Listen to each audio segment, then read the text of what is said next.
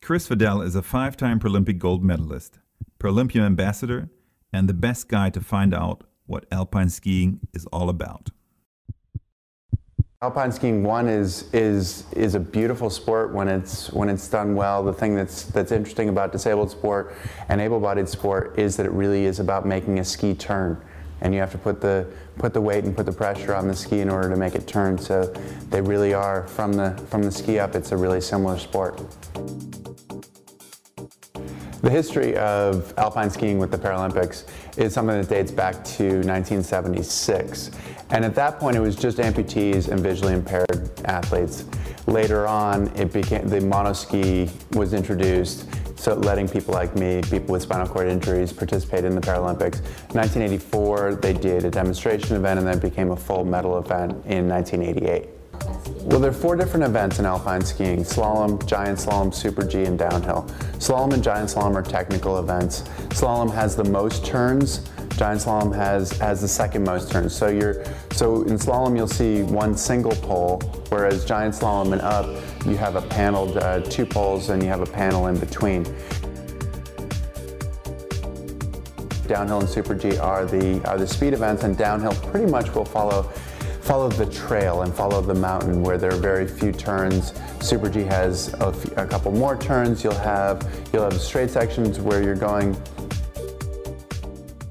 It's really interesting to see different equipment in the disabled sport, because there are some classes, like the below the knee amputee class, of skiers where you can't even tell that they're disabled. So they have their prosthetic in a boot, they have 2 skis, 2 poles, and to the normal person it looks completely normal.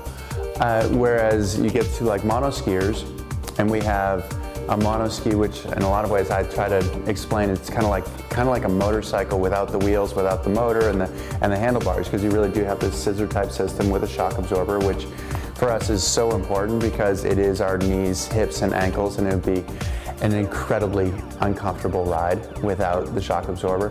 And then we share the outriggers in common with some of the other amputee classes. Some of the leg amputee classes use outriggers as well.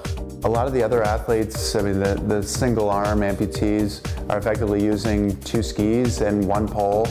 The visually impaired, the thing that will be different is that oftentimes they will have a microphone and amplification type of system so that the skier can hear the guide. It really is a team between the guide and the skier, and I can't imagine how difficult it must be. I've never done it myself, but to watch it, you're putting a lot of faith in somebody else who's saying this is what you need to do, and so they need to train together a lot and not just show up at the race.